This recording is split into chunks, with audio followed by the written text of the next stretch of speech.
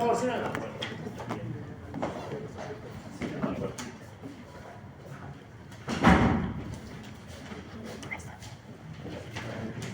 Ya, muy bien. Listo. Siguiente tema. Núcleos de la base. Ya estamos a la mitad del avance. El neuro es extenso, ¿no? Entonces vamos a quitarle algunas sesiones al digestivo para hacer bien neuro. Luego viene estar terminado y sentenciado para que pasemos a digestivo. Ya. Entonces, empezaremos con esto. Es un tema muy interesante. Vamos a hablar aquí de dos patologías que son alucinantes, que son el Huntington y el Parkinson, y los Parkinson Plus. Pero primero tenemos que conocer algunas bases, ¿no? Como siempre, las bases de las bases. Bueno, nos acordamos, ¿qué eran los ganglios basales? Son cosas que todos saben, pero nadie entiende. ¿Qué son los ganglios de la base? Bueno, han leído el artículo. No, repasar. Bueno, como les decía, a nivel del telencéfalo tenemos la corteza y demás estructuras. Resulta que próximo a la porción inferior del mismo aparecen unas masas de sustancia gris, unos núcleos. Esos núcleos vendrían a ser análogos de cualquier otro núcleo de sustancia gris en el sistema nervioso central, ¿no? Solamente que estos se encuentran en la corteza. Esos núcleos se llaman ganglios, los ganglios de la base. ¿Por qué? Porque están en la base del encéfalo. ¿Cuáles eran? Teníamos por este lado al tálamo. Recordamos que aquí atrás aparecen dos núcleos, ¿no? El putamen y el globo pálido. ¿Ambos qué formaban? El lenticular, ¿no? Todos se llaman lenticular. Por aquí aparece el claustro. Por detrás está el caudal. El caudal. Y si se dan cuenta, nos están dibujando una suerte de caminito, ¿no? Una suerte de recorrido. ¿Qué se llama esto? ¿Se acuerdan? ¿Qué es eso? Delimitado por los ganglios de la base. La cápsula interna. Esa es la famosa cápsula interna. Por aquí, ¿quién pasaba? ¿Qué vía? Oye, es que vía pasa por ahí. Claro, tiene rondas, ¿no? Por aquí pasa la vía piramidal, la vía motora. Ya. Ok, ¿quiénes más juegan aquí? Aquí juega un núcleo, el núcleo subtalámico de Lewis, ¿no? Y no quedaría completo si es que no metemos a dos componentes más que se encuentran en el mesencéfalo. Estamos hablando de una sustancia, la famosa sustancia negra, el locus niger. Si nos acordamos, la sustancia negra tiene dos partes, ¿no? La parte reticulada, sustancia negra pars reticulada, y otra que es la pars compacta. Pars reticulada y pars compacta. Ya. Estas son las bases anatómicas, estos son los ganglios basales. Ahora bien, en realidad, ¿cómo funcionan ellos? Estos funcionan integrados, funcionan a manera de circuitos. Se mandan haces entre unos y otros a fin de poder dirigir o coordinar una respuesta, ¿ya? Desde luego, este es un concepto anatómico. Esto para la fisiología no nos sirve. Lo que sí nos sirve son los conceptos funcionales. Se dice que funcionalmente los ganglios basales van a estar agrupados en dos categorías. Tenemos por un lado al estriado y por otro lado a el globo pálido interno, sustancia negra pars reticulada. Muy bien, ¿qué es el estriado? Si nos acordamos, el globo pálido se divide en dos partes, ¿no? Interna y externa. El estriado no es más que la unión del caudado más el putamen. Y el globo pálido interno, pues es la unión del globo pálido interno más la sustancia negra particular, ¿no? Funcionalmente, los ganglios basales funcionan así, en forma de dos elementos funcionales, ¿ya? Que van a ser estos. Y esto, pues, nos permite agruparlos o clasificarlos en forma de circuitos, que es el que están mirando aquí. Esta parte es bien compleja, ni siquiera está del todo clara, pero es importante que tengamos por lo menos claro el esquemita que está ahí. Vamos a representar este lado, porque nos va a permitir escribir encima después. Todo juega en base al estriado. El estriado es el centro. Es el elemento funcional central y es el que va a dirigir y coordinar todas las respuestas. ¿Qué respuestas le llegan al estriado? Para empezar tenemos una respuesta que proviene de la corteza, del córtex, ¿no? Esa respuesta aferente está dada por el glutamato. ¿Para qué servía el glutamato? Excitador, exacto, ¿no? La eferencia que manda el córtex es de tipo excitador. Va a facilitar la activación del estriado. Muy bien. ¿Qué más? Sobre este estriado va a mandar dos tipos de señales, dos tipos de canales. Un canal directo y un canal indirecto, ¿ya? Ambos van a estar mediados por dopamina, solamente que trabajan con receptores diferentes. La vía directa trabaja con los receptores de 1 y la vía indirecta trabaja con los receptores de 2. Si se acuerdan, ambos son de la dopamina. Ahorita vamos a ver cuál será la dopamina en todo esto. Muy bien. ¿Hacia dónde se proyecta? Hacia el otro componente funcional. El otro componente funcional se llama globo pálido interno, sustancia negra, pars reticulada. Muy bien. Entonces, el estriado va a mandar dos circuitos. El directo, que tiene una función evidentemente inhibidora, va a estar mediado por dos neurotransmisores, la sustancia T y la dinorfina. Y una vía indirecta, la cual necesita pasar primero por dos estaciones de relevo. Primero tiene que llegar hacia el globo pálido externo y de aquí al núcleo subtalámico. Y del subtalámico pasa al globo pálido interno. ¿Ya? Estas vías van a funcionar con neurotransmisores diferentes. Resulta que para estas juega el GABA, tanto para arriba como para abajo, y para la parte inferior juega el glutamato. De allí que podamos deducir que estas primeras dos ramas del circuito son inhibidoras y esta última es excitadora, es facilitadora.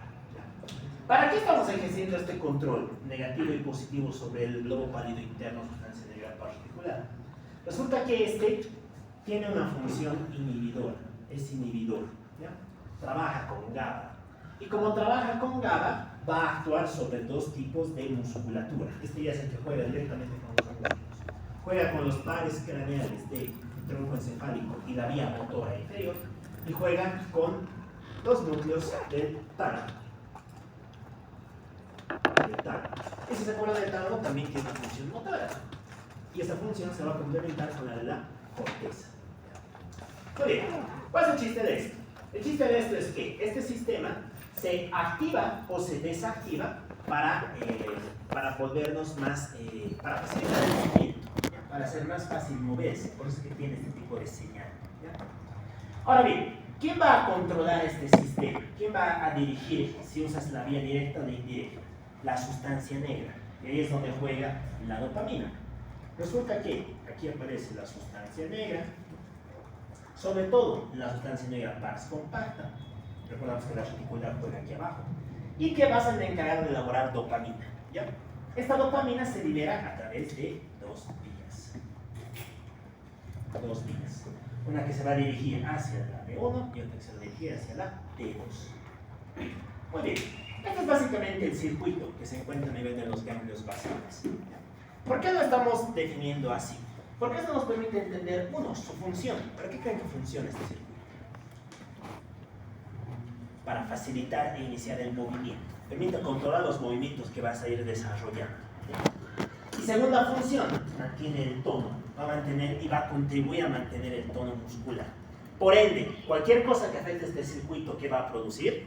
Alteraciones del tono y alteraciones de la coordinación motora, del inicio de los movimientos. Es por eso que este circuito es bien importante. Ya, muy bien. ¿Qué más tengo que contarles aquí? Vamos a hablar de sus unidades, sus funciones. A ver, vamos a hacer exploración. ¿Cómo creen que se explora este circuito? ¿Cómo lo podríamos valorar? Pues haciendo un control motor del paciente, ¿no? Veremos cómo está su motilidad, actitud en reposo, actitud de pie, valoraremos el tono y demás, ¿no? Y finalmente podemos pedir exámenes complementarios. ¿Qué exámenes pediríamos aquí? ¿Cuál se les ocurre que nos permite ver esto?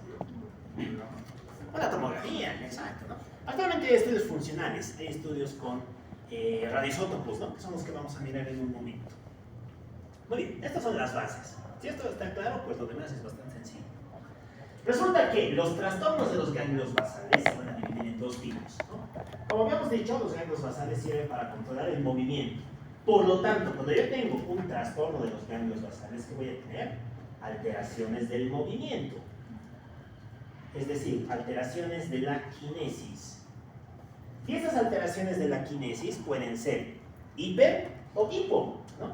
Puedo tener movimientos exacerbados, hiperkinéticos, o puede costarme mucho iniciar un movimiento, hipokinéticos. Ya, muy bien. Vamos a empezar con los hiperkinéticos. Estos movimientos se definen como los movimientos involuntarios que empeoran con la ansiedad de la tensión emocional. Es una serie de movimientos incontrolables, involuntarios, que generalmente repercuten sobre el cotidiano vivir del paciente. Y en algunos casos alteran su, llamaríamos su diario vivir, ¿no? Su diario hacer. Algo característico de los síndromes hiperkinéticos es esto: empeoran con las emociones. Otra característica, mejoran con el sueño. Y hay una sola excepción a estos, que son las distonías, las que vamos a hablar en un momento. ¿Quiénes son los síndromes hiperkinéticos? Los vamos a dividir en dos tipos. Tenemos los síndromes hiperkinéticos simétricos y asimétricos.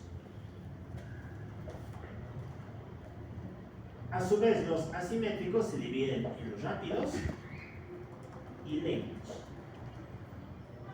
Bien. ¿Cuáles van a ser simétricos? Dentro de los simétricos juega uno de los más importantes, y de hecho es el más frecuente, el temblor. ¿Temblar es normal? ¿Creen? Sí, no, tal vez, depende. ¿De qué depende? ¿Qué creen que depende? ¿El motor? Nada, o no es normal. Bueno, depende, ¿no? ¿De qué depende? Del estado emocional del paciente. Te das cuenta que volvemos a lo mismo, ¿no? Depende de tu estado emocional. Si estás ansioso, nervioso, temblará. Ligeramente sí, ¿no? Tal vez inclusive de manera involuntaria, pero tienes algo de temblor. Muy bien, ¿cómo definirían el temblor? El temblor se define como una serie de movimientos finos, de poca amplitud, ¿no? De poca amplitud. Y que suelen ser de predominio de las extremidades distales. ¿Ya? No siempre, pero suele ser una característica. Movimientos finos y de baja amplitud. Dentro del temblor tenemos varias causas.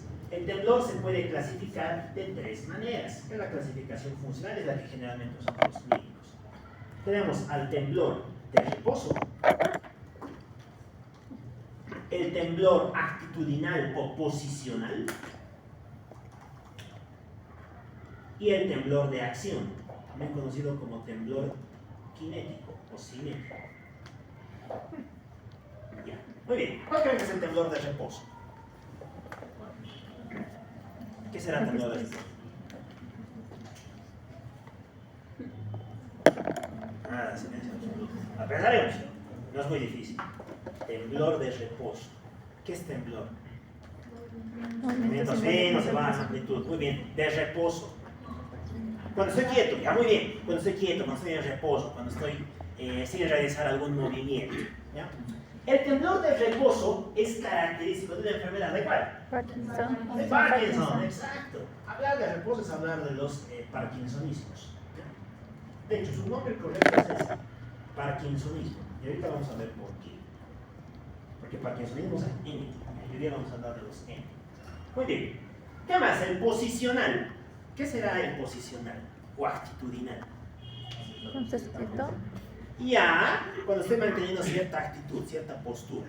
Esto se explora pidiéndole al paciente que estire los brazos. Ahí es donde vemos cuál tiembla y demás. ¿Ya? Pidiéndole que adopte cierta postura. El temblor actitudinal o posicional se va a dividir en dos grandes categorías. Tenemos al temblor fisiológico exagerado y al temblor esencial. Ya, muy bien. Temblor fisiológico exagerado, ¿qué es esto? Es cuando tenemos un aumento de las oscilaciones secundario a una causa orgánica. ¿Ya? ¿Qué causa orgánica podría ser? ¿Qué enfermedades se les ocurre que nos pueden producir temblores? Nos pueden hacer temblar. Infecciones, ¿no? Muy bien, el hipertiroidismo. ¿Qué más? ¿Por qué? ¿Por qué el hipertiroidismo? ¿Cuál sería su explicación fisiológica? Porque actúa a nivel de los receptores beta del simpático, ¿no? Es Este fenómeno se debe a una hiperactividad de los receptores beta del simpático. Muy bien. ¿En qué enfermedades voy a tener hiperactividad del sistema beta simpático? Hipertiroidismo. Muy bien. ¿Cuál más? Simpático. ¿En qué enfermedad tendré muchas aminas en mi cuerpo?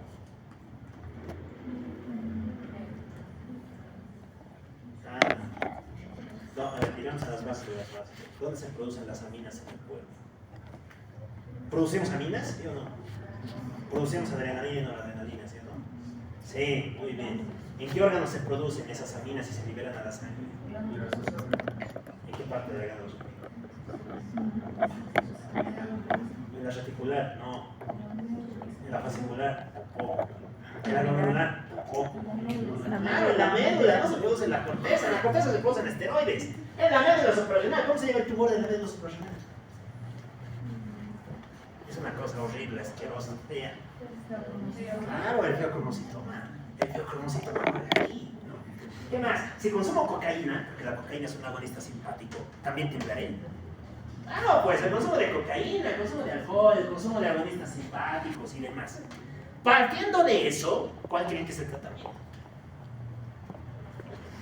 Claro, si el problema está en los receptores beta, ¿qué te voy a dar? Un beta bloqueante. No, se utiliza carvedilol. Claro, carvedilol, abetalol, no sirve. Es el tratamiento de elección para el manejo de los temblores. ¿Ya? Muy bien, seguimos. Temblor esencial. Esta es una condición hereditaria. Tiene un patrón de herencia autosómico dominante. No se conoce cuál es el gen afectado, pero sí se ha descrito una asociación familiar. ¿Cuál es la característica del temblor esencial?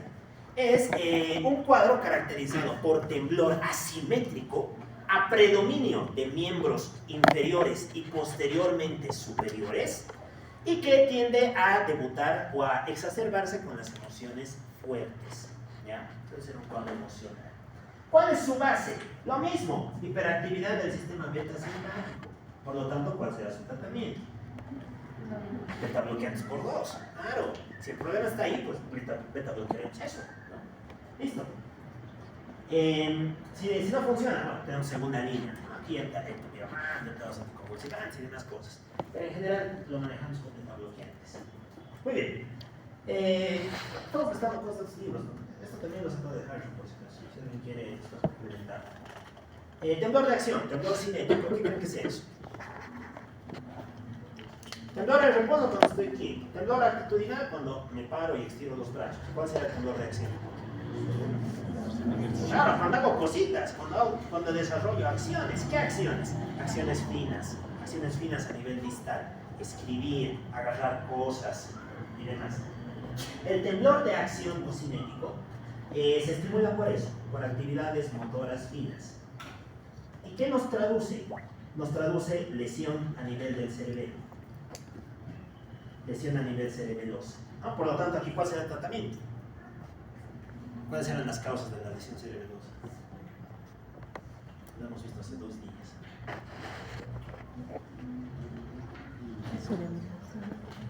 Trauma. Ya, trauma, vasculares, tumorales, paraneoplásicos. Hay que buscar la causa, el tratamiento es etiológico. Te está diciendo el problema está aquí, buscarlo, ¿no? Muy bien. Listo, esto es el mundo del temblor, ¿ya? Hay una clasificación más, que es la clasificación, le llamaríamos entre muchas comillas, ¿no? Más técnica, más aritmográfica. ¿En qué se basa? En la frecuencia. Y eso está en el Sicilio, lo van a encontrar ahí. Te dice que este tiembla de 4 a 6 Hz, este tiembla de 2 a 4, este tiembla también de 4 a 6. No se interesa, ¿ya? El chiste es que hay temblores que van a ser más acelerados y que van a ser menos acelerados. Dentro de todos estos, ¿cuál es, entre muchas comillas, tiembla más? El que tiembla más suele ser el temblor posicional. El temblor posicional. Muy bien, si lo fuéramos a describir así. Ya. ¿Qué más? Vámonos con los siguientes trastornos. Ahorita vamos a mirar el temblor de acción. Vámonos con las mioclonías. Todos los que vamos a contar ahora juegan aquí, de este lado. Empezamos con las mioclonías, el mioclonio. ¿Qué es esto? ¿Lo han leído?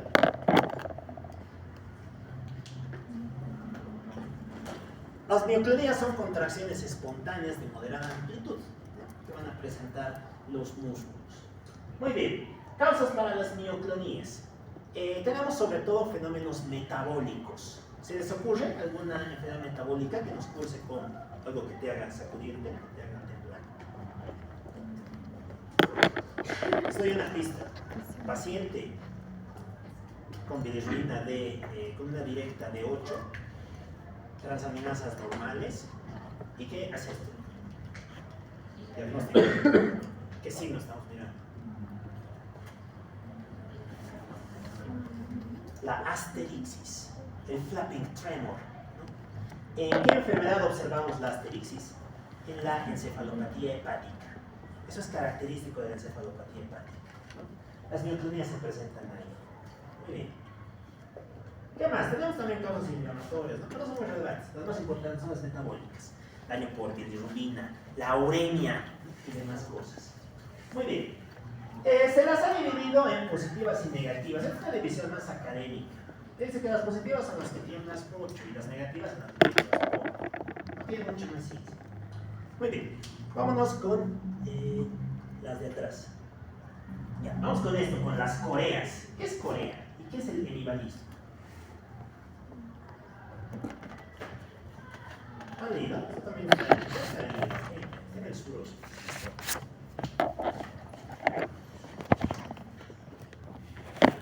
La corea es un movimiento espontáneo, involuntario, asimétrico, que suele presentarse en forma de contracción espontánea. ¿Ya? ¿Y cuándo vamos a, o más bien en qué etiología tendríamos que pensar si hablamos de una corea? Las coreas se presentan cuando se lesiona este circuito, la vía indirecta, la vía inhibitora del GABA. Ahí es donde observaríamos a las coreas. ¿Por qué puede lesionarse esto? Esto se lesiona sobre todo en dos enfermedades que le dan nombre a las coreas, ¿no? ¿Qué coreas conocen? Corea del Norte y Corea del Sur. Hay otras dos Coreas, ¿no? Nada, son famosas esas Coreas. Nada. El Huntington. Esto no debería ver en genética, ¿no? La Corea de Huntington. Ejemplo típico de un mecanismo patogénico que vamos a hablar en un momento. Y la otra es la Corea de Sydenham. Sydenham. Corea Major, Corea Minor. Ahora vamos a hablar de Huntington. Hablaremos de Sydenham. ¿Dónde se presentaba la Corea de Sydenham? ¿Se acuerdan? Esa enfermedad ya no es muy frecuente. Todavía aquí hay, pero es relativamente... ha bajado su frecuencia respecto a lo que era antes.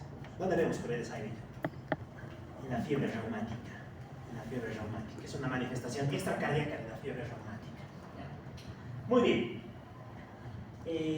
Ya, ahorita vamos a ver un paciente con Corea. Vámonos con la siguiente. El balismo. ¿Qué creen que es el balismo? ¿A qué le suena balismo? ¿Le vale o no le vale? ¿Será eso? Balismo viene del lanzamiento de bala. Es un movimiento, ¿cómo lo definiríamos? Un movimiento acelerado, ¿no? De alta amplitud, poco controlado por el paciente. ¿Ya? Si le dices, dame la mano, les das la mano, te va a hacer esto, te va a tratar de golpear, de golpear, ¿ya? Porque no controla la amplitud de sus movimientos. ¿Dónde está el problema en el balismo? Está en el núcleo subtalámico. Aquí se ha lesionado este. Y como se ha lesionado este, se han alterado las vías de la inhibición. ¿Ya? Causas para que se lesione el núcleo subtalámico. Este se lesiona generalmente en causas vasculares. Y como los ictus suelen ser unilaterales antes que bilaterales, pues vas a tener el balismo solamente en la mitad de tu cuerpo. Por eso lo van a encontrar descrito como hemibalismo. El balismo solamente presentado en un cuerpo. Muy bien. Vámonos con las atetosis. La atetosis es un intermedio, está entre temblor y corea. Es un movimiento de amplitud intermedia, en el cual se dificulta el inicio o la primera fase de ejecución del movimiento. ¿Dónde observaríamos atetosis? La atetosis es clásica de la lesión perinatal del sistema nervioso central. Y aquí aparecen dos enfermedades, la parálisis cerebral infantil y la encefalopatía hipóxico-isquémica del recién nacido. ¿Ya? Son dos cuadros que son, sobre todo el segundo es clásico de los prematuros. La parálisis cerebral igual se debe considerar a término 1. Pero que van a asociar disfunción o daño a nivel del sistema nervioso central.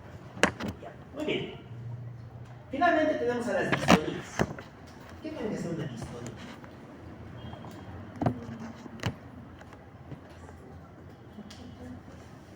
Las distonías son contracciones exageradas de los agonistas y los antagonistas. Contracciones exageradas de los agonistas y de los antagonistas, ¿no? ¿Y qué te van a producir esas contracciones? Que adoptes posturas raras, ¿no? Como esta. Lo que están viendo aquí es algo típico de una distonía, ¿no? Fíjense lo que está. No está a fondo, ¿no? Tampoco está exagerando. Se ha quedado en esa postura, ¿no? En esa posición de secundaria a la contracción muscular. Las distonías suelen tener muchas causas.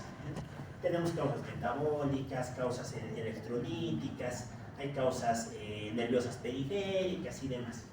Lo que nos interesa desde el punto de vista clínico es la clasificación de las distonías. Las distonías se van a dividir en 4 grandes grupos, ¿ya? El primero de ellos se conoce como distonía focal. ¿Cuál es la distonía focal? Aquella que afecta a un músculo o a un grupo muscular. Y estas son las más frecuentes, estas son las que hemos visto. ¿Quiénes juegan dentro de las distonías focales? El blefaroespasmo. ¿Qué es esto? ¿Quién sabe? Ya, muy bien, el parpadeo, ¿no? La gente que empieza a chillar y entra en modo muñeca. Ese es el blefaroespasmo, ¿no? Muy bien, segundo ejemplo, la distonía oromandibular. La distonía oromandibular. ¿En qué consiste esto? Movimientos de chupeteo, movimientos de apertura y cierre de la cavidad oral, ¿no? Por estimulación del quinto y del séptimo par craneal, ¿no? Y que van a asociarse en algunos casos de eventos reflejos, hipersalivación, más transpiración y demás. Muy bien, el más frecuente de todos estos es la tortícolis espasmódica. Y acompañándole a este tenemos a la distonía cervical. La distonía cervical. Muy bien. Ambas van a afectar a la región del cuello, a la región cervical. Generalmente son reacciones adversas de fármacos. ¿Se les ocurre algún fármaco que pueda producir eso? Vamos a la round de los fármacos.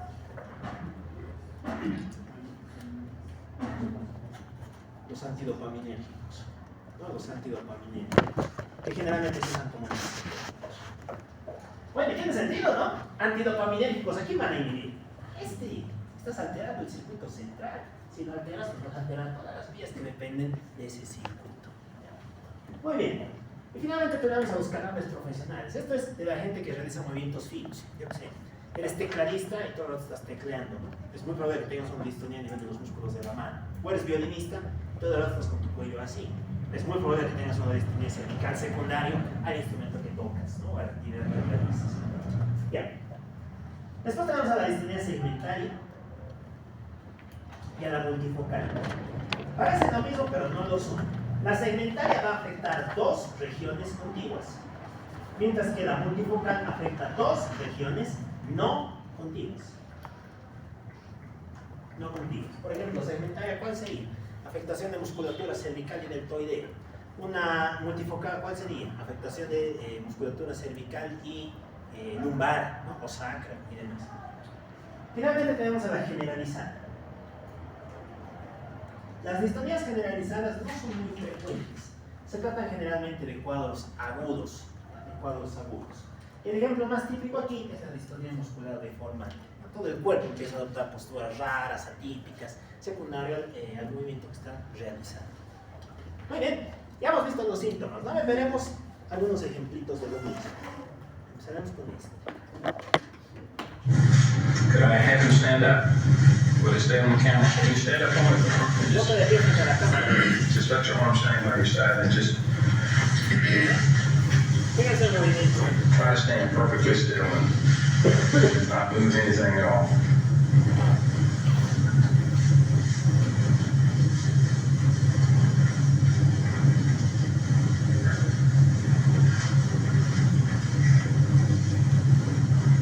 And he's in this motion. Okay. Muy bien, ¿qué creen que estaba haciendo? ¿Qué movimiento sería ese? Focal. ¿Cuál? Focal. Focal. ¿Es una distonia focal? ¿O un visto rígido o toma posturas raras? No, tenía una contracción espontánea de amplitud relativamente amplia, que después retornamos a su posición habitual. Eso se llama corea. Esta es una corea. Vale, si ahora tal vez lo ha mirado, parece más o menos las cintas de los bailarines. Empezando a bailar y demás. De hecho, el nombre viene de ahí, ¿no? La palabra corea viene de coreografía. Y de hecho, los clásicos le ponían nombre a esto. Su nombre clásico es el baile de Zambito. Porque es eso, es una serie de movimientos aleatorios y irregulares de manera espontánea. Muy bien, vámonos con este otro. ¿Vas sin camisa?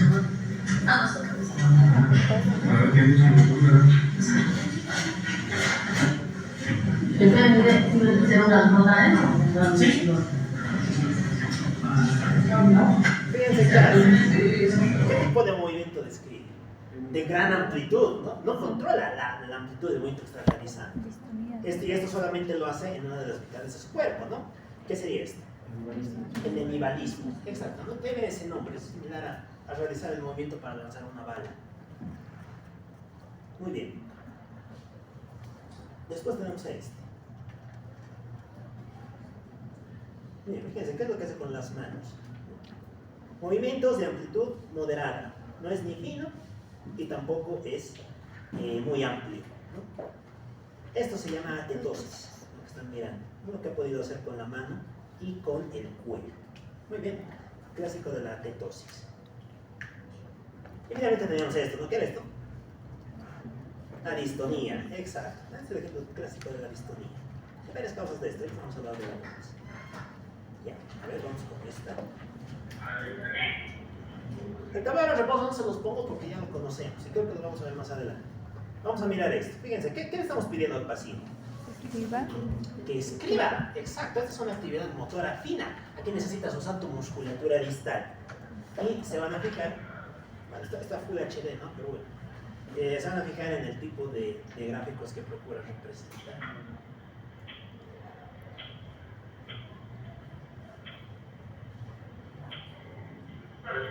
Bien, fíjense, ¿no? No es una línea recta, una línea temblorosa. Este es el temblor de acción, ¿no? El temblor de acción, que es característico de esta entidad. Muy bien, finalmente tenemos al mioclonio.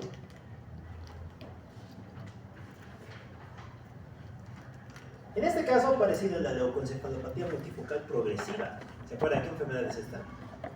Agente etiológico. Nos vamos a cuarto semestre, clases de virología. Nada.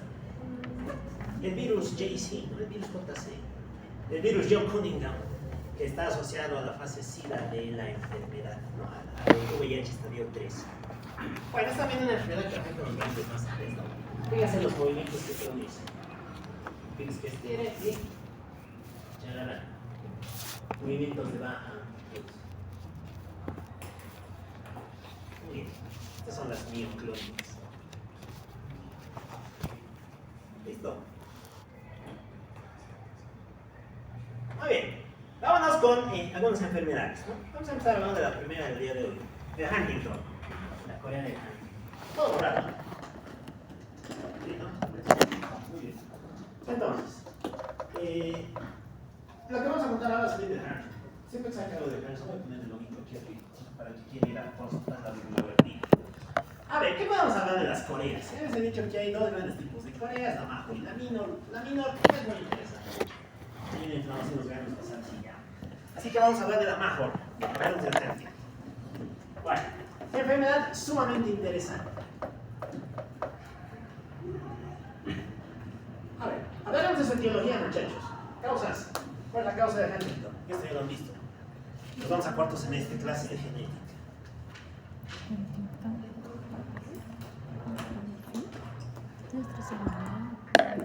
Nada, silencio absoluto. A ver, vamos a nostálgico pasado. Un año atrás estábamos llevando genética. Y nos acordamos que nos han dicho que las enfermedades genéticas tienen varios mecanismos de acción, ¿no? O varios mecanismos por los que ocurren. Uno de esos mecanismos, ¿qué se llama? Se llama expansión de tripletes, repetición de trinucleótidos. ¿Se acuerdan qué es eso? Es cuando empiezas a poner trinucleótidos de un solo tipo dentro de una cadena de un péptido. Empiezas a meter péptidos basura. Y como metes péptidos basura, alteras la estructura de tu proteína. El Huntington es el ejemplo típico de enfermedad por expansión de tripletes. ¿Cuál es su causa? No se sabe. Es una enfermedad autosómico dominante que está vinculada a una alteración en el cromosoma 4. ¿Para qué sirve? O más bien, ¿qué ocurre aquí? Resulta que empieza a haber una expansión, un aumento del número de un tipo de trinucleótido, que es la secuencia CAG, la secuencia CAG, ¿no? Normalmente nosotros tenemos esta secuencia en un gen que se llama el gen de la huntingtina.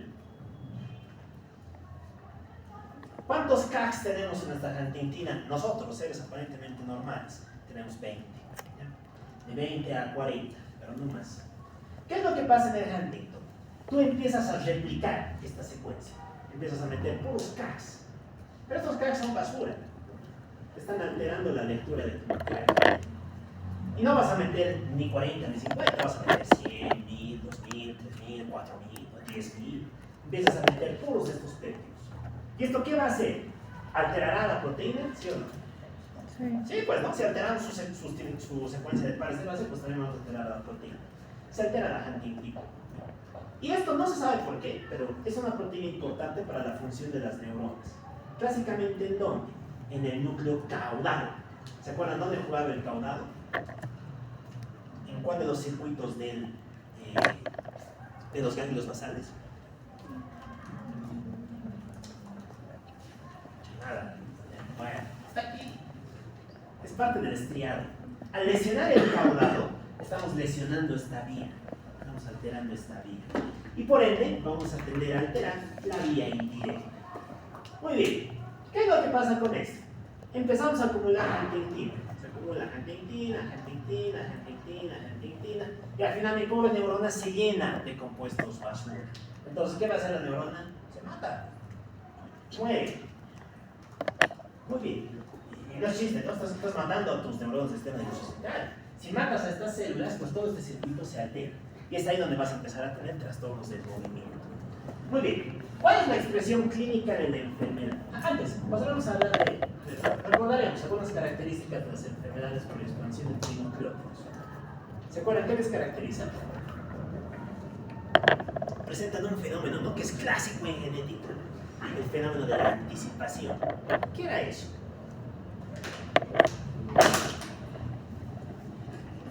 Nada, no sé, estoy hablando con los cielos.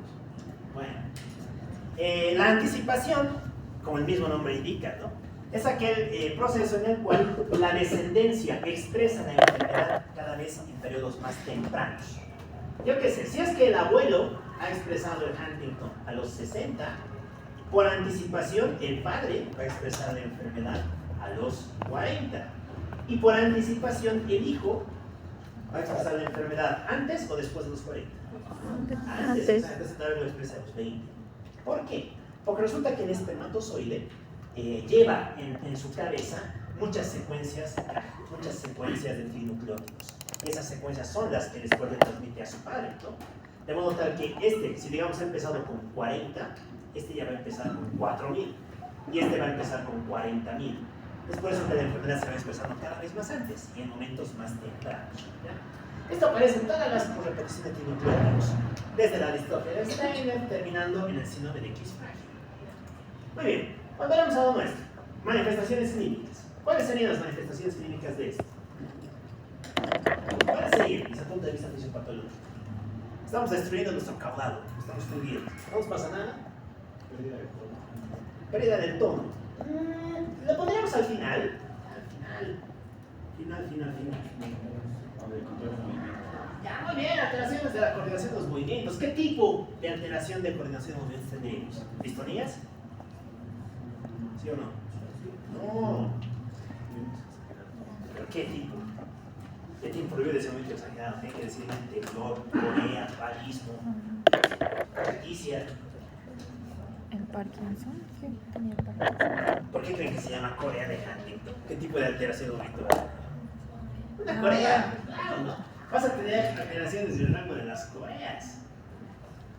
Muy bien, Coreas, ¿no? Listo. ¿Y qué más va a pasar? Pasa algo bien interesante. No sabe por qué. Esta misma alteración se replica en otras neuronas. Y a largo plazo te va a producir demencia. De hecho, la gente muere por esto. No muere por la Corea, muere por la demencia. ¿Ya? Por las demencias. Y es una enfermedad trágica, ¿no?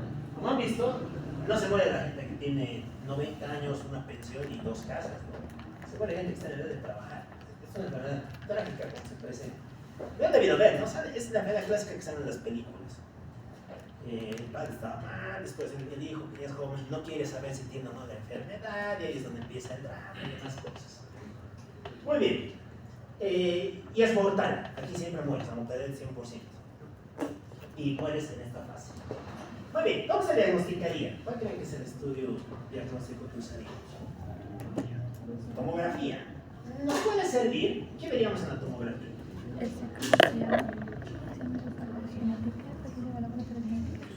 Me parece bien, están mirando esta toma. A ver, interpreten la toma.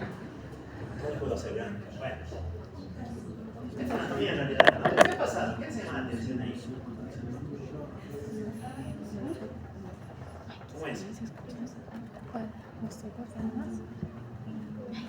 Nada, silencio. Misterios. A ver, trataremos de ubicarnos. ¿Qué estamos viendo? ¿Qué es eso? ¿Es el tronco encefálico? ¿Sí? Sí, no. ¿Qué es? El tronco es abajo. El cerebro. Bueno, ya, el cerebro. La corteza. Muy bien. A ver, fíjense que aquí hay algo que no cuadra, ¿no? La corteza, ¿cómo está? Ay, que bien, parece que está bien. Pero, ¿qué les llama la atención aquí? ¿Qué es esto? Ya los puntos negros, muy bien. ¿Qué es esto? Lo operan, es algo. Es que los dolores no se operan. Bueno, cirujano en potencia por ahí. ¿Qué más? Ahí.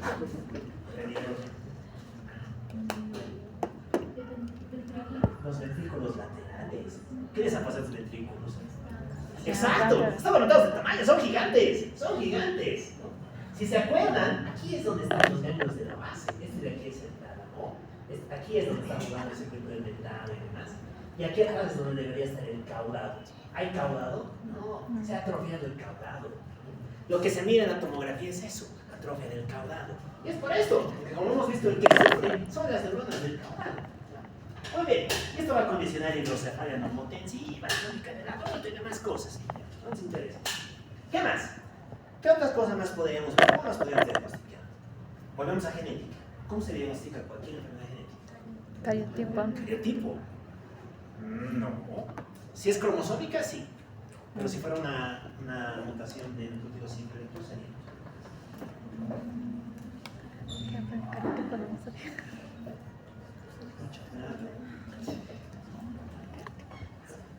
Bueno, hay que repasar. Hay que volver a resolver y demás. Técnicas de hibridación en sí. Usamos PCR, usamos FISH y demás, que nos van a permitir, ¿qué cosa? ¿Qué vamos a buscar con eso? Pues la alteración. Hay que buscar esto. Si eso está mutado, confirmamos el diagnóstico. Mejor todavía, el diagnóstico es genético. Ya. Digamos que ustedes son Paco. Paco tiene Huntington. Ustedes son Paco. Paco es este. Vamos a hacer el ejercicio y todos vamos a volver Pacos. Tenemos estos antecedentes. No sabemos si tenemos o no, nos hacemos la prueba. Nos hacemos un test genético y nos dicen, sí, Paco, tienes Huntington. ¿Se lo dicen o no se lo dicen? No, ya. Si fueran Paco, quisieran que lo sigan. Porque esto, les adelanto que no tiene cura, como les decía, entonces muere. Y ni siquiera es que mueres pegado a tu cama, ¿no? Mueres con demencia, hipotónico, con movimientos espontáneos y demás. Bueno, hay que decírselo, obviamente, por ética. Pero ahí es donde entran muchas cuestiones referentes a esta enfermedad y otras que no tienen tratamiento. Por eso esta enfermedad es típica de muchas cosas. A ver, también para con esto. Te dice hasta qué punto vale la pena dar un diagnóstico definitivo, si no lo puedes tratar. Pero bueno, son cosas, son cuestiones serias. Ya, será el diagnóstico a todos, quedaremos uno. Y el tratamiento, ¿cuál es? No hay. Ni modo. Sí, lamentablemente sí, esperamos que llegue tu hora y Por eso, ¿cuál creen que es la segunda causa de muerte aquí? Después de la demencia. El suicidio. No estamos hablando de que le está dando a un señor de 70, le está dando a alguien de 20, a alguien de 30. Gente que está perfectamente en edad de trabajar, tener una familia, comprarse cosas y demás, ¿no? Estudiar y demás. Mucha gente se suicida. Es otro ejemplo de causa orgánica de suicidio. Esta enfermedad ilustra muchas cosas, por eso es muy interesante analizar el cáncer. La van a ver en muchos lados, estoy en doctor House y demás. Bueno, ya hemos contado eso. Vámonos con los síndromes hipokinéticos. Los síndromes hipokinéticos o hipertónicos están representados por una causa, el síndrome parkinsoniano. Y la palabra clave es esa, síndrome parkinsoniano.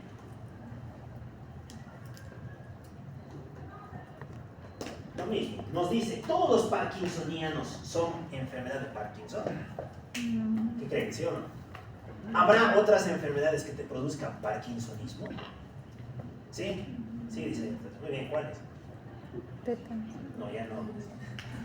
Bueno, sí hay. Hay muchas enfermedades que te producen parkinsonismo. ¿Ya? Resulta que esto es un síndrome. Tiene muchas entidades etiológicas. De hecho, la principal causa de Parkinson, aunque no lo crean, es una causa farmacológica. Eso se llama Parkinson farmacológico. ¿Qué fármacos podrían producirnos Parkinson? ¿Cuál creen? Antidepresivos, entonces, ¿cuál? Antidepresivos también. ¿Nos acordamos? ¿Cuál era el neurotransmisor alterado en el Parkinson? Dopamina. Entonces, ¿qué fármacos nos podrían producir un parkinsonismo? Ya, los antidopaminérgicos, los antagonistas de la dopamina y demás. ¿Quiénes son esos? Los neurolépticos. ¿Conocen el haloperidol? No, bueno, es porque no han visto un viejito de los neurolépticos, como el haloperidol y demás, son la principal causa de Parkinson. Te producen un cuadro idéntico, pero su causa es farmacológica, es reversible. Quitas el fármaco y mejora el cuadro. Muy bien. ¿Qué otras cosas más tendríamos? Tendríamos a la metoclopramida. ¿Para qué servía la metoclopramida? Este sí lo han visto, fíjense en sus prácticas. ¿Para qué sirve? Tono muscular, metoclopramida. Nada. Vamos a fármaco. Es un antiemético. Es un antiemético.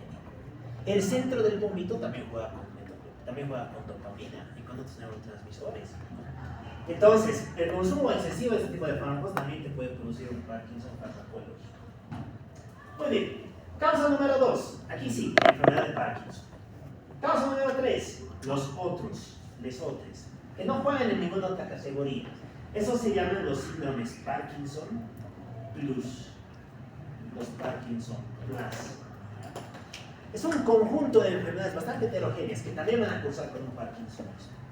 Ya, muy bien. Entenderemos dónde está el sustrato fisiopatológico del síndrome parkinsoniano.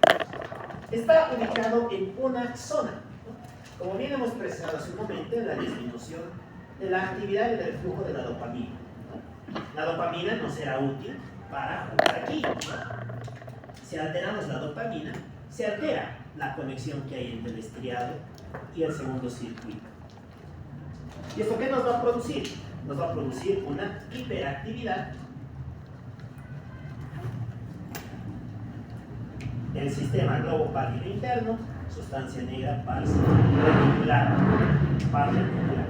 Muy bien. Tiene sentido, ¿no? Si estamos bloqueando esta vía, pues, ¿por dónde va a ir toda la conexión eléctrica? Pues va a ir directamente a estimular este núcleo. Y si este núcleo se hiperactiva, ¿qué hace? Inhibe, bloquea, va a hacer que tus movimientos sean cada vez más difíciles, más lentos. Como este está trabajando mucho, vas a tener una inhibición también muy acelerada, muy aumentada. Ok, ¿esto en qué se va a traducir? Se va a traducir en que tus movimientos van a ser lentos, hipoquinesia, y como también controlas el tono, ¿qué vamos a tener? Rigidez, ¿no? Rigidez. Que si se acuerdan, la principal causa de rigidez, ¿cuál es? Enfermedad. Nada, es ya lo hemos visto, entonces no se lo me acuerdo. Causas de rigidez y causas de espasticidad. Ya, piramidal. Aquí la principal causa es el Parkinson. La principal causa son lesiones de vía piramidal. Muy bien. Listo. Esto básicamente, ¿no? como generalidades, ¿no? Como bases. Con esto dicho, podemos meternos a hablar de lleno en el trastorno que nos compete el día de hoy, ¿no? Lo mismo, lo que vamos a contar de aquí en adelante es de Harrison. Así que lo complementan bien. Lo puedo borrar, ¿no? Sí, no, tal vez. Ya, saqué una foto. Pues. Ya, saqué una fotito. A ver, si pudiéramos poner en un orden las enfermedades degenerativas, ¿qué puesto creen que ocuparía el Parkinson? Top 1, top 2, top 3, top 10, top 15. Top 2. Alguien dice otro número. ¿Y cuál sería el top 1? Huntington. ¿Cuál es el Down, que vamos a degenerativo?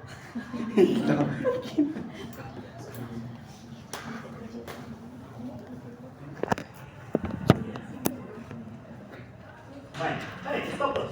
Top 1, el Alzheimer. Top 2, el Parkinson. Esta es una enfermedad que tenemos que conocer bien. Por lo menos a un paciente con Parkinson van a mirar y van a diagnosticar. Tratar ya no. Tratar gente dos de neurología. Sería más en neurología si lo tratar. Pero bueno. Tiramos por las bases. Como siempre, epidemiología. Bueno, segunda causa de demencia. Más frecuente en quiénes, varones o mujeres. En varones, exacto, y de predilección por el sexo masculino, la cual no tiene un mecanismo fisiopatológico que esclarece. Si nos fuéramos a su etiología, ¿qué diríamos?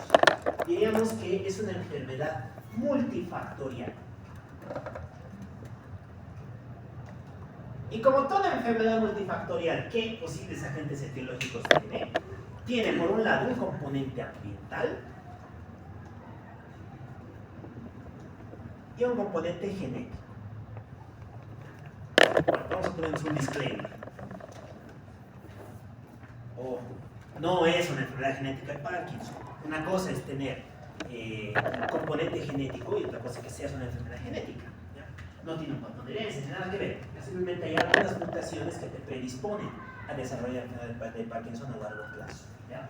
Todavía no se ha esclarecido del todo el valor de esas mutaciones, pero hay que conocerlas. Muy bien, empezamos con los factores ambientales. ¿Cuáles serían? ¿Qué factores ambientales conocen? Hay una bien interesante, ¿no? Que están escritos en los libros, también está en el Harrison. La intoxicación por una toxina, el MTP. Bien, ¿qué es el MTP? Es un tóxico que se utilizaba en la conservación de los lotes de meperideno. El meperideno es un fármaco que se utilizaba antiguamente. Resulta que por mecanismo tóxico puede inducir una enfermedad de Parkinson. Muy bien, ¿cuál es un compuesto que actualmente se ha visto que tiene un componente similar? Los conservantes de la cocaína. También tienen un mecanismo de acción similar. Muy bien, ¿qué más? Se han planteado los factores, tal vez el más importante, ¿no? Factor edad. Este es el factor de riesgo más importante para desarrollar el Parkinson. Cuantos más años tienes, pues más probable que tengas una degenerativa, entre ellos el Parkinson. Muy bien. Y finalmente se han metido algunos factores protectores, ¿no? Así como dato interesante. ¿Qué creen que se ha encontrado? ¿Qué es protector del Parkinson? Algo que nos estimule, que nos despierte. La cafeína. La cafeína se ha visto que es un factor protector del Parkinson. Bueno, y en la misma línea, ¿qué otro compuesto podemos encontrar? Que también es estimulante, nos despierta, nos excita. Coca-Cola es la nicotina. Excelente, el tabaco. El tabaco. Bueno, cuidado la salida, no voy a prohibir Parkinson. Dos cajetillas. Obviamente. No por eso recomendamos a la gente que fume, lógicamente. Fumar es un acto terrible. Puedes prevenir esto por ganar 100 cánceres. No tiene sentido. ¿Ya? Simplemente es algo que se ha descrito. Esto es académico, esto es teórico. Y es importante por lo menos entender por qué ocurre, ¿no? Porque estos ¿qué hacen? Estos estimulan estas vías, facilitan la conducción a través de las vías sanguíneas basales. Muy bien, si nos vamos a lo genético, ¿qué encontraríamos? Aquí encontramos varios genes, que son bien interesantes. Gen de la alfa-sinucleína, el gen de la parquina, el gen LRDK y el gen de la alfa-glucocerebrosidasa. Muy bien. Diagnóstico.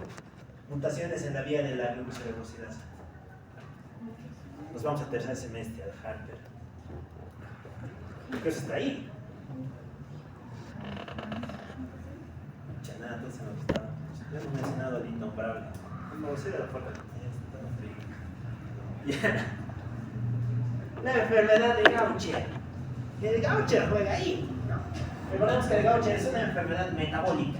De hecho, el Gaucher es la principal causa genética de desarrollo de Parkinson a largo plazo. Muy bien. Ya, ¿cómo interactúa todo eso? Esto interactúa de una manera bien interesante. Como les decía, ¿dónde se libera la dopamina?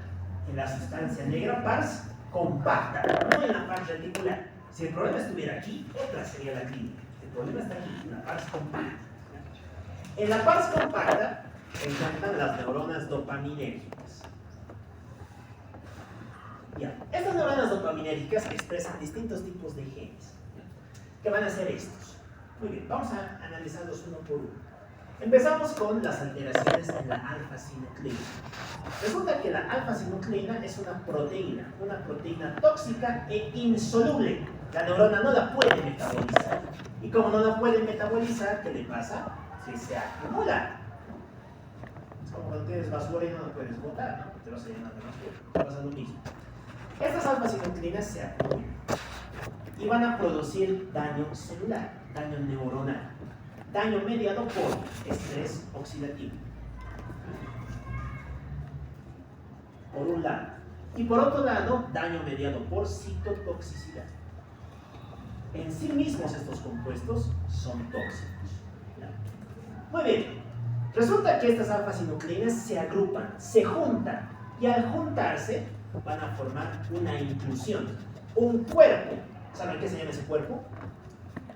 Que es diagnóstico histopatológico de la enfermedad de Parkinson. Nada, los cuerpos de Lewy. Los famosos cuerpos de Lewy son esos, ¿no? Los cuerpos de Lewy no son más que depósitos de alfa-sinucleína. Nada más. Muy bien, conocimos esto es tóxico. ¿Qué más? Seguimos. Como sabemos, la neurona es un tejido intensamente metabólico, tiene una alta actividad metabólica. Por ende, ¿qué organelo necesita tener desarrollado? La mitocondria. Tiene una mitocondria muy prominente.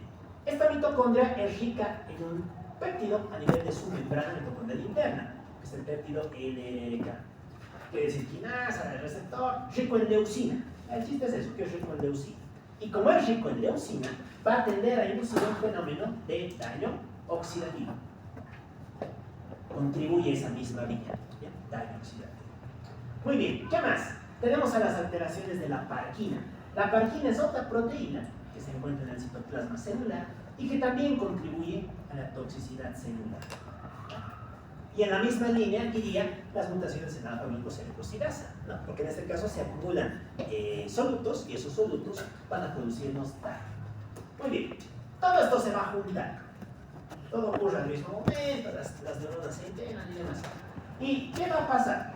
Pues que nuestra célula muere, ¿no? Va a haber un fenómeno de lesión neuronal. Y esa lesión neuronal va a producir la depresión de la dopamina en la sustancia negra pars compacta. Nuestras pobres neuronas de aquí mueren. Muy bien. Y si mueren nos quedamos sin dopamina, y sin dopamina no hay show. Todo este arco se altera, ¿no? Porque no vamos a poderlo controlar a este. Y este empieza a tomar el mando. Y si toma el mando, aumento de actividad GPI, SNP, ¿qué vamos a tener? Hipertonía, perdón, vamos a tener rigidez y vamos a tener hipoquinesia.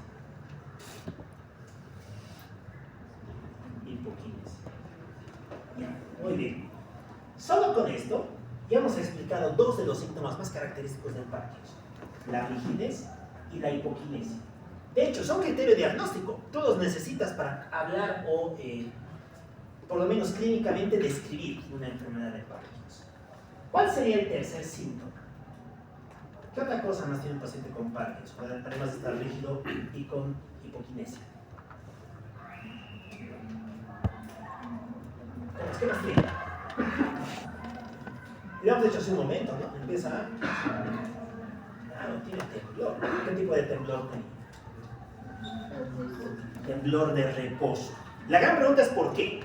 Resulta que si tú inhibes este núcleo, se van a estimular los núcleos motores de la formación reticular. Y si se estimulan los núcleos motores de la formación reticular, empiezan a mandar una alta descarga eléctrica hacia la musculatura de los miembros. Esta descarga va a ser de predominio de uno de los lados, tiende a ser asimétrico. Y eso es lo que va a producir el temblor en reposo, que es característico del Parkinson. Ojo, característico, no exclusivo. ¿Hay Parkinson sin temblor? ¿Qué creen? ¿Sí o no? Sí, por poder puede ver y sí hay. De hecho es relativamente frecuente. Solamente un 70% de los Parkinsons tiemblan. El restante 30% nunca va a temblar. En cambio, va a tener un predominio de la hipoquinesia y de la rigidez. Van a tener un predominio de esa esfera clínica. Muy bien. ¿Qué otra manifestación más podríamos tener? Si estás rígido, no te mueves muy rápido y encima tiemblas, ¿podrás andar bien? ¿Podrás mantener una postura adecuada? No. Inestabilidad postural.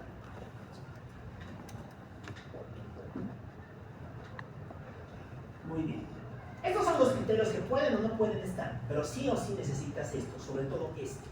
La hipoquinesia tiene que estar sí o sí presente. Si no hay hipoquinesia, no hay Parkinson, punto. Te buscas otra causa. La gente tiende por bien esas cosas, lo hemos visto. Ya. Esto es muy fisiopatológico, ¿no? Pero los grandes clínicos, y la gente que tiene mucho medicina, se han dado cuenta de que muchos pacientes cumplen con esto. ¿Y qué le han puesto? Nombre, no le han llamado los criterios. Los criterios de la enfermedad de Parkinson, ¿según quién? Según los británicos, según los british. De hecho, esto lo ha alineado una sociedad bien interesante, es la sociedad. Se me dio el nombre. No me acuerdo si es la sociedad de almacenamiento del cuidado del cerebro. Me parece algo del cerebro. De los británicos, de los UKs. La sociedad del banco de cerebros, así se llama. Los criterios de la Sociedad del Banco de Cerebros de Gran Bretaña. Y estos son los criterios que se manejan internacionalmente en el mundo. Ellos manejan estos tres para diagnosticar Parkinson clínicamente y son los que nosotros también manejamos. Muy bien, veamos su parte clínica. ¿Qué es lo que presenta en Parkinson a nivel motor? Para empezar, presenta rigidez. ¿Se acuerdan cuáles eran las características de la rigidez en Parkinson?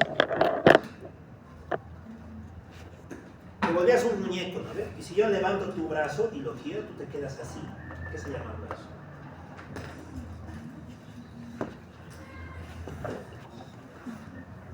Rigidez en tubo de plomo. La rigidez en tubo de plomo es característica del Parkinson. Y entendemos por qué no. Porque por un lado alteras el componente motor y por otro lado alteras el circuito de ganglios basales. Muy bien. Segunda característica. ¿Qué otra cosa más tenía la rigidez aquí? Tiemblas y como tiemblas pongo mi mano aquí y como está rígido trato de bajarlo y cuando lo bajo haces este movimiento. ¿Qué era eso? No, no está abajo. Rueda dentada, exacto. Rueda dentada. Son las dos características que tiene la rigidez del Parkinson. Ahí estamos integrando cosas, la idea es esa. Rueda dentada y tubo de plomo. Muy bien. Hipoquinesia. ¿Cómo se va a expresar la hipoquinesia en el paciente? Tal vez lo han visto, ¿no? Esto se expresa de muchas maneras. Para empezar, van a presentar una facies característica. ¿Qué se llama esa facies? ¿Facies? Parkinsoniana. ¿Pero cómo es la facies parkinsoniana? ¿Qué es? Exacto, facies inexpresiva. Jugador de póker. ¿No? Ese es el término clásico de los semiólogos. Facies de jugador de póker, ¿no? Por lo mismo, no puedes contraer tus músculos. Toda tu musculatura está apagada. El paciente parece un sujeto monocorde, ¿no? Ni se alegra, ni se entristece, está todo el rato con una actitud bien homogénea. Muy bien, ¿cómo será el habla? ¿Será rápida, acelerada o será lenta? Lenta, ¿no? Muy bien. Vamos a tener hipomilia. Si yo le doy un bolígrafo y le digo que escriba su nombre, o que firme mi consentimiento informado, ¿cómo firmará? ¿Con una letra chiquitita o con una letra grande? Grande, en realidad es chiquitita. Eso se llama micrografía. la micrografia, que es otra característica de la hipoquinesia. Finalmente, el enlentecimiento de los movimientos globales, ¿no? Banda lento y demás. Ahorita vamos a hablar de ello. Muy bien, el tendón de reposo, ya lo hemos descrito, ¿no? 4-6 hercios, cuando está sentado, y si no le sumamos aquí es viejito, muy frecuente, ¿no? El viejito está sentado, dando comida a las palomas y empieza a temblar. Y finalmente, la inestabilidad postural. ¿Cuáles eran las marchas del paciente con Parkinson? ¿Por qué aquí juegan esas marchas?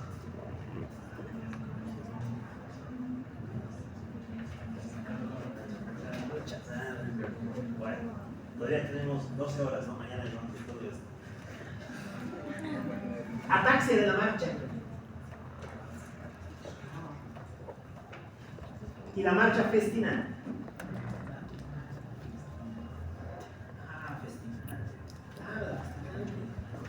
Ataxia de la marcha. Movimientos amplios, ¿no? Cuello hacia adelante, ligero encorvamiento. La persona tiende a andar cada vez más lejos. La festinante, ¿cuál es? Aquella en la cual alteras tu centro de gravedad, ¿no? Tratas de dar pasos cada vez más cortos y progresivamente te aceleras. Porque no encuentras tu centro de gravedad. No puedes mantener una postura en un determinado momento. ¿Ya? Muy bien. ¿Y esto eventualmente qué va a producir? Pues caídas, ¿no? La caída es un índice de mal pronóstico en el paciente con Parkinson. Y es por eso que estás diciendo de que has llegado a tener inestabilidad postural. Muy bien. El paciente con Parkinson solo tiene clínica motora, ¿sí o no? ¿Qué más tiene entonces? Sensitiva. ¿Y dónde está la sensitiva? ¿En qué momento hemos hablado aquí de la vía del disco medial, la vía motora, ¿no? Ya, esto es bien interesante, ¿no? Resulta que los grandes teóricos de la medicina han dicho, no solamente hay déficit de dopamina en la sustancia negra, sino también hay déficit de dopamina en otros circuitos extracorticales, fuera del sistema nervioso central. Porque la dopamina también se libera fuera del sistema nervioso central, ¿no? Se libera en el sistema nervioso entérico, en los plexos del tubo digestivo y demás. Y esto ha dado que a una concepción bien interesante, el descubrimiento de otro tipo de síntomas. Se llaman los síntomas no motores. Los síntomas no motores del Parkinson. ¿Qué son? Son eminentemente síntomas vegetativos. ¿Y qué tendríamos dentro de estos vegetativos? Pues tenemos incontinencia urinaria, estreñimiento, diarrea, alteraciones del ritmo intestinal. ¿Qué más? Tenemos cuadros de reflujo, ¿no? Alteraciones del tono a nivel del esfínter esofágico inferior. Hipotensión ortostática, tendencia al ortostatismo, ¿no? Que también es característico del paciente con Parkinson. Muy bien, ¿qué más? Se altera el olfato, anosmia y posmia. Y algo que es bien característico del Parkinson, alteraciones del sueño REM. Alteraciones del sueño REM. ¿Se acuerdan las fases del sueño REM? Nos vamos a fisiología del sueño. Cuarto semestre. Nada. Bueno, hay que repasar. Ya, ¿cuál es el chiste de esto? De las alteraciones del sueño REM. Resulta que el paciente cuando está dormido y demás, ¿no? Empieza a realizar movimientos aleatorios, movimientos espontáneos. Muchas veces son movimientos de flexión de los miembros superiores, de extensión de los miembros inferiores, ¿no? Y generalmente su pareja, su esposa lo dice, es que empezó a dormir, cuando duerme me golpea, me tira el brazo. Son datos que también son bien característicos del Parkinson. ¿Ya? Y finalmente aquí meteríamos a la demencia. La demencia en el Parkinson es una demencia que se presenta en fases avanzadas. De media, a partir de 10 años, a partir del debut de la enfermedad, ¿no? Vamos en torno a 5 a 10 años desde que se te diagnostica. Muy bien, ¿por qué les cuento este show? Porque resulta que los síntomas no motores pueden preceder al Parkinson hasta 5 años al diagnóstico o a la presentación de la clínica motora. Es decir, que el paciente en realidad ha comenzado con esto. 5 años ya ha estado andando así, con incontinencia urinaria, presión baja, tenía alteraciones en el sueño, y después recién se pone rígido, se sistema hipoquinético empieza a temblar. Esto en las enfermedades degenerativas es vital porque te está dando tiempo. Y tener tiempo en la degeneración es oro. Es oro. Por eso es que actualmente todos estudian esto. Todos los esfuerzos diagnósticos se orientan a reconocer al Parkinson aquí. ¿Ya? Esto también tiene su base fisiopatológica. Hay una teoría bien interesante. Se llama la teoría priónica. ¿Se acuerdan qué es un prión? Volvemos a micro. Clasificación de los microorganismos. ¿Qué era un prión?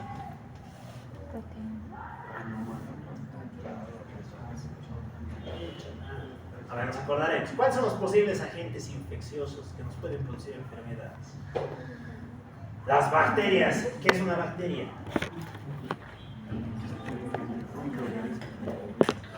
¿Qué es un órgano? Es un tejido, es una célula. Es una célula, es un procariote, es una célula. Muy bien. Otro, el virus. ¿Qué es el virus? No sabemos. Tercer semestre, está en el tema 1 de Chávez y de Murray también. ¿Está vivo el virus? ¿Es un ser vivo? No, es una célula inactiva. Porque no queremos, somos mala gente, que no se hace amigo. Porque solamente es un pedazo de material genético que infecta cosas. No puede reproducirse por sí mismo. Es material genético. ¿Y qué es un prión? Una proteína. Parásito, no, lo hemos matado. Una proteína mal plegada. Es una proteína. Hace falta que vamos bajando, ¿no? Desde los pluricelulares hasta las proteínas. Ya. Ok, silencio. ¿Por qué se dice que es priónica? ¿No? Porque resulta que en realidad el Parkinson empieza en el sistema nervioso endémico. Aquí comienza. Y a partir de aquí las neuronas llevan esta proteína mutada, esta alfa-sinucleína, hasta las neuronas del sistema nervioso central. Se propaga, va de célula a célula. Se comporta como si fuera un prión. ¿Ya? Y desde luego nos va a producir daño y lesión conforme va recorriendo estos elementos. Muy bien. A ver, vámonos con el diagnóstico. ¿Cómo diagnosticaríamos esto? ¿Cómo se les ocurre? Ya sabemos. Vemos en contra, vemos humano. La línea del Parkinson. Tenemos una biopsia, ¿sí? ¿No? Hay que buscar cómo está el biopsia de núcleo caudado. No, biopsia de sustancia negra. ¿Qué se le ocurre? Nada. No hay imaginación. Nada. Algún tipo de situación. Ya hemos preguntado, hemos hecho la mesa bien completa, como dice el SUROS, 5 horas. ¿Qué más?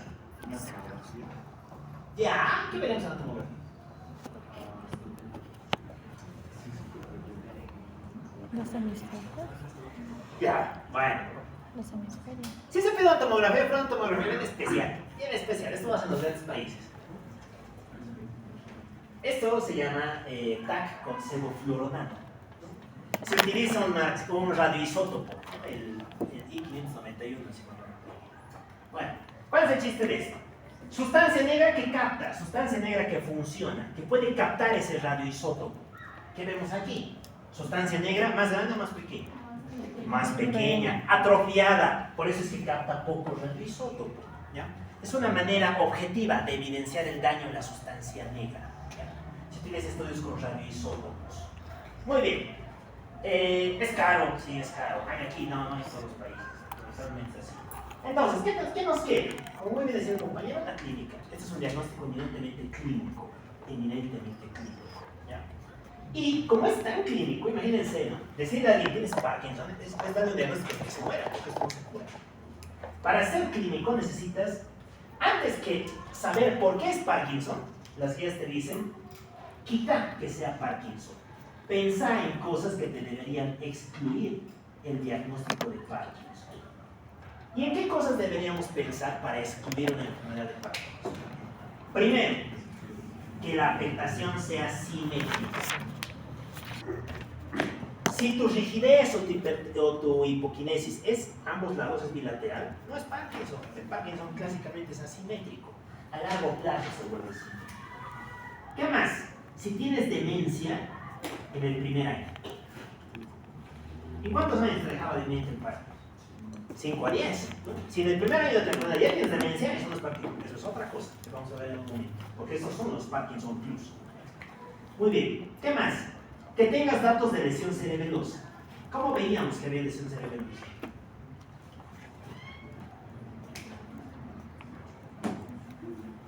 Cerebelosa. Alteraciones de la dismetría, alteraciones de la marcha, el habla escándida y demás. Muy bien, ¿qué más? ¿Qué otro criterio es importante para que los Parkinson? La falta de respuesta al tratamiento. Que no respondas a la levodopa. En realidad son como 15, 16 criterios, ¿no? Vamos mencionando los más relevantes. Una vez que has excluido esto, y puede que te hayas apoyado o no en algún examen complementario, como una TOM con radioisótopos, muy bien, ya puedes llegar al diagnóstico presuntivo de enfermedad de Parkinson. Y ahora que lo has diagnosticado, ¿qué vamos a hacer? Tenemos que darte un tratamiento. ¿Cuál tiene que ser el tratamiento de Parkinson? Antidopaminas.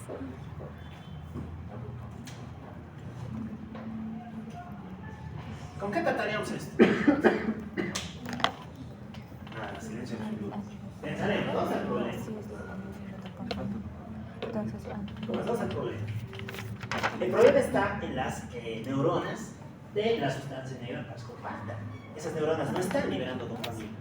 Si no pueden liberar dopamina porque te falta dopamina, ¿qué te puedo dar para ayudar? O si te falta amor, ¿qué te voy a dar? Palos. Bueno, amor. Si te falta dopamina, ¿qué te vamos a dar? Dopamina, claro, dopamina. Y esto en la industria farmacéutica se llama levodopa. Muy bien. ¿Qué es la levodopa? El famoso Mefopaki. La levodopa es un compuesto que cumple dos funciones. Es un precursor de la dopamina y es un inhibidor de la dopa descarboxilasa. ¿Se acuerdan para qué servía la dopa descarboxilasa? Metaboliza la dopamina, no está en su vía sintética. Muy bien, te falta dopamina, te doy dopamina. Muy bien, ¿esto va a mejorar los síntomas? Sí, los mejora. De hecho, la gente es alucinante lo que hace esto. Ves al paciente con Parkinson rígido, temblando, sin poder caminar bien. Le das levodopa y a la semana cuando vuelve al control ya está caminando, abre la puerta, no cierra la puerta, te da la mano, te saluda. Una maravilla la levodopa en sus primeras etapas. Reacciones adversas, ¿qué podría producirnos? Náuseas, vómitos, constipación, ¿no? Alteraciones vegetativas, como les decía, el entérico también juega con dopamina, ¿no? Entonces te produce muchas de esas alteraciones, vegetativas. ¿Qué haríamos? Te damos metoclopramida si estás vomitando, ¿sí o no? No, pues, porque vamos a decir que la metoclopramida está como factor de Parkinson farmacológico, no me acuerdo dónde estaba. Se utilizan fármacos bien concretos para tratar distintos síntomas, ¿no? Por ejemplo, se utiliza domperidona en ese caso. Si el viejito, porque es viejito, está delirando y tienes que darle un antipsicótico, le das a domperidona, no le das quetiapina, que es otro tipo de antipsicótico. Entonces, el paciente con Parkinson, cuando empieza a tomar esto, se vuelve un paciente diferente. Necesita ciertos esquemas o ciertos fármacos para situaciones bien concretas. ¿Cuál es el gran problema de la levodopa? Resulta que la levodopa te pone pilas. Lo que estabas mal, ahora está súper bien. Vas a estar un tiempo bien y después, ¿qué pasa? Su dosis, o más bien su efecto, empieza a bajar. Te dura 2, 3 años y el efecto empieza a oscilar. Esto se llama efecto de fin de dosis o efecto wearing off. Wearing off. ¿Qué es lo que tenemos que hacer en este caso? Pues una de dos, ¿no? O te subimos la dosis de la levodopa, o te damos algún fármaco que haga que dure más el fármaco. Y ahí es donde entran las otras alternativas terapéuticas. Hablaremos de otro. Tenemos a los agonistas de la dopamina. Ojo, esto no es dopamina. Es un fármaco que va a actuar sobre el mismo receptor. ¿Quién juega aquí? Aquí juega otro clásico del Parkinson, el pramipexol. No me había escuchado, ¿no? La rosiglitina también juega aquí. El pramipexol y demás son agonistas de la dopamina. ¿Cuál es el problema? No sé si ¿Está llamando psiquiatría? Sí, ¿no? Ana, ¿qué están llamando ahorita? Salud mental. También se mira ahí. Ya han hablado de la importancia de los circuitos dopaminérgicos en el comportamiento. Bueno, hay que repasar. Ya. Vamos a hacer corto. La dopamina, yo creo que todos hemos leído eso. Han leído de dopamina y demás. ¿En qué juega? ¿Por qué la gente hace lleno de dopamina ahora? Sobreestímulo. Claro, es la hormona del placer.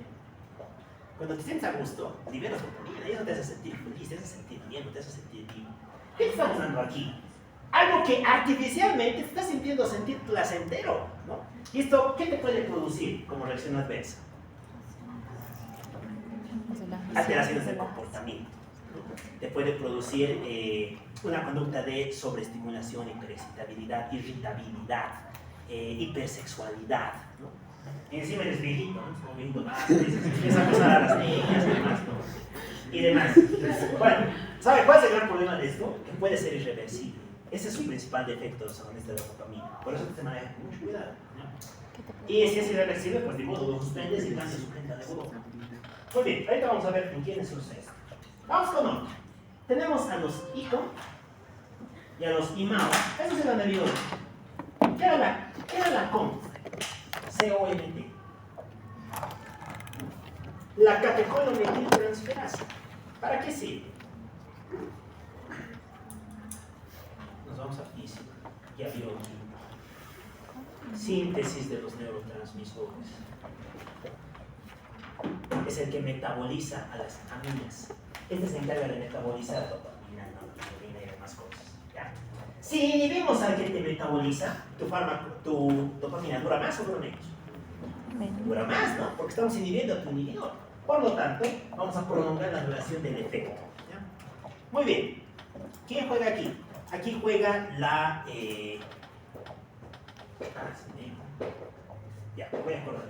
Vamos a dejar pendiente. Vámonos con la IMAO. Lo mismo, monoaminoxidasa. Nos acordamos que la monoaminoxidasa también metaboliza a la dopamina y demás. ¿Quién juega aquí? Aquí juega la rastagirina. Como ejemplo más clásico. ¿Ya? Antes se le consideraba neuroprotector. Actualmente ya no. Simplemente es un fármaco más de apoyo. ¿Ya? ¿Qué más tenemos? Tenemos a la amantarina. Este ya ni dónde debido conocer. Este antes se usaba. Se usaba como para el tratamiento de los cuadros gripales. Es un alimento que da confort sintomático en el cuadro respiratorio alto. Y también te permite dar, tiene cierto efecto dopaminérgico. Por eso también se lo reserva como herramienta. Finalmente tenemos a las terapias actuales, ¿no? lo novedoso. Actualmente tenemos terapia quirúrgica.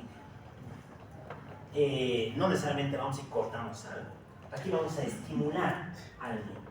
¿Qué se hace? Actualmente se hace la estimulación transcraneana del núcleo subtalámico. Esto se reserva para pacientes que no han tenido buena respuesta al manejo farmacológico. La estimulación transcraneana del núcleo subtalámico. Muy bien.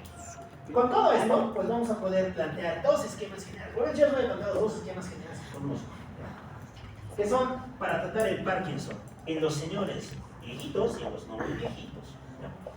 Si es que eres, entre comillas, un viejito joven, ¿qué es viejito joven? 60, 70 años. ¿No? Y eso, 55 hasta 70 años. No podemos poner viejo joven, no podemos. Vale, vamos a poner adulto. Adulto. Muy bien. Si eres, entre comillas, no un viejo joven, ¿qué te podemos dar? Te podemos dar algo que te pueda estimular, porque todavía eres relativamente joven, puedes adaptarte bien. Te podremos dar agonistas de la dopamina. Sí. ¿Qué crees? Eres todavía joven. Sí, ¿no? Sí, podemos, porque todavía puedes. Tienes 55 años, no sé si ya eres viejo, pero bueno. Para la neurología no, para la neurología viejo la gente de 80 para arriba. Entonces, cuando eres un adulto, el tratamiento base son los agonistas de la dopamina. Aquí se empieza con pramipexol. ¿Ya? Y sobre esto, si tú quieres, le aumentas para potenciarlo un ICO o un IMAO. Si quieres, si no es necesario, no. Muy bien. ¿Qué pasa en cambio si eres un adulto mayor? Ya hablamos de gente de 65 para arriba.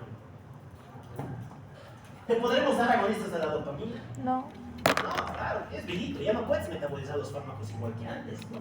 Entonces aquí de entrada empezamos con levodopa. Levodopa. Pero tiene efecto Golinov, tiene efecto de fin de dosis. Claro, para eso es que están estos. Estos te van a ayudar a evitar ese efecto, porque están prolongando el tiempo que dura la dopamina. Entonces aquí te vamos a asociar un ICO o un IMAP. O un IMAP. Muy bien. Estos nos previenen o nos ayudan a controlar el efecto de fin de dosis. Hay una complicación más que puede tener el Parkinson. Esa complicación se llama distonía.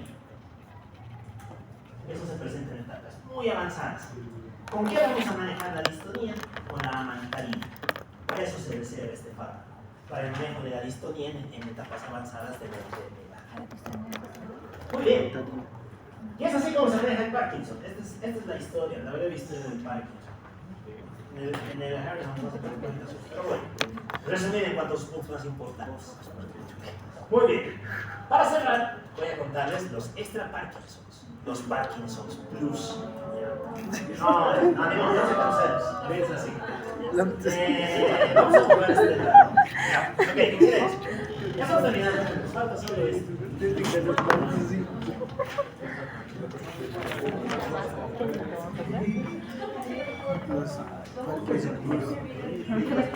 Muy bien. Ya, ok, silencio. Entonces, los Parkinson Plus van a ser aquellos que cumplen con esos criterios de exclusión. No pueden ser propiamente englobados dentro de un síndrome parkinsoniano. ¿Ya? ¿A quiénes vamos a tener aquí? Ya. El primero, fue una enfermedad, se conoce como la parálisis supranuclear progresiva.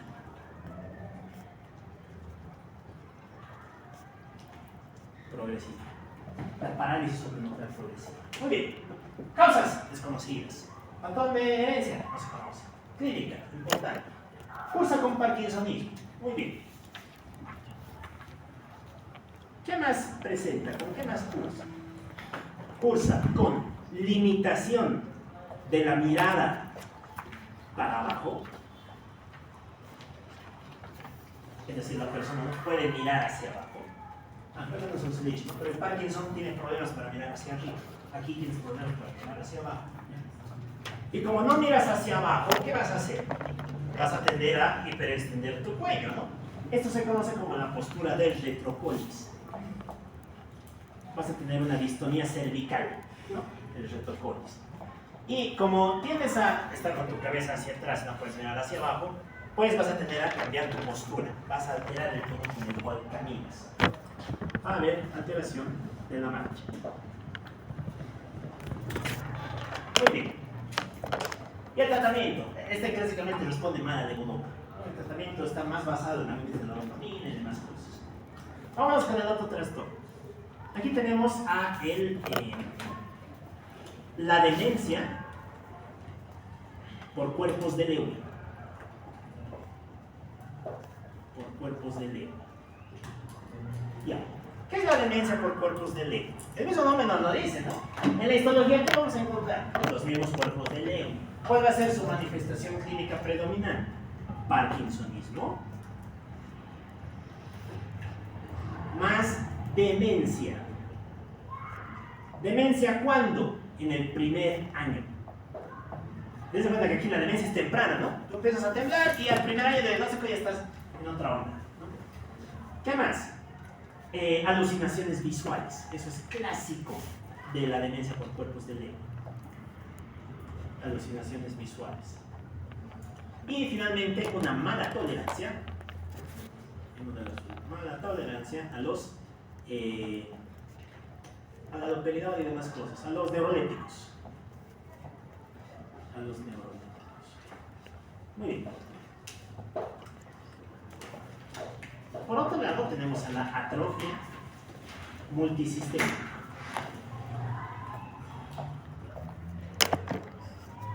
Bien. ¿Qué le caracteriza a la atrofia multisistémica? Bueno, Resulta que esta se va a deber a una afectación de 3 posibles elementos. Puede haber afectación del cerebelo, puede haber afectación de la sustancia negra y puede haber afectación del sistema nervioso autónomo. ¿Ya? Muy bien. ¿Qué pasa si se altera el cerebelo? ¿Qué manifestaciones clínicas tendríamos? Ya, ataxias, problemas del equilibrio, condición motora, muy bien. Cuadros evidentemente atáxicos. Alteraciones de la marcha, disartrias cándida y demás. ¿Ya? ¿Qué pasa si se altera la sustancia negra? ¿Qué vamos a tener? Parkinsonismo. Parkinsonismo.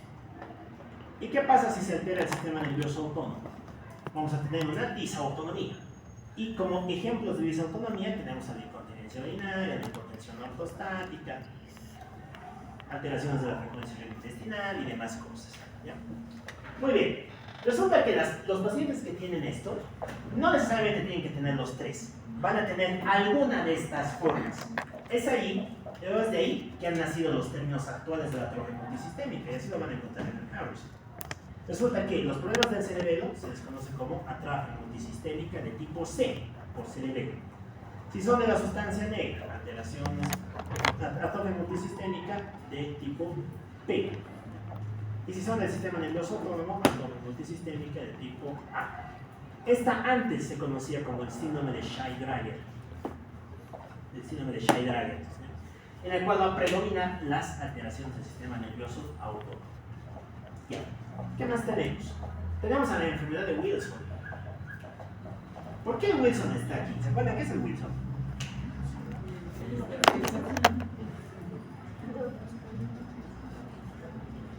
Todos estamos hablando de Wilson, ¿verdad? ¿Qué era la enfermedad de Wilson? Una enfermedad o una alteración del metabolismo del cobre, ¿no? Se altera un canal, la ATPasa del cobre en la membrana celular del hepatocito, y empiezas a acumular cobre en tu cuerpo. ¿Ya? ¿Cuál es el chiste del Wilson? Que el Wilson también puede acusar con parkinsonismo, porque el cobre es tóxico a nivel de la neurona. Pero aquí, ¿quién se afecta? Esta enfermedad, recuerden que es genética, ¿no? Alteración del cromosoma 6, en el cassette ATPC7. ¿Quién se afectará aquí? ¿Se afecta el señor de 80 años? ¿O como es genética se afecta el niño o el joven de 15? El joven. Claro, vas a ver parkinsonismo en un joven. En un joven. En ese caso, tú tienes que orientar hacia una causa hereditaria, hacia una causa congénita. Muy bien. Y finalmente, algo que no es como tal un parkinsonismo, pero me gusta meterlo aquí porque comparte muchas cosas. El síndrome de piernas inquietas. ¿Es persistente, chico? Claro, yo tengo esto, dice mi abuela. Escuchamos, ¿no? Ya. A ver, el mismo nombre nos dice, ¿no? ¿Qué va a pasar aquí?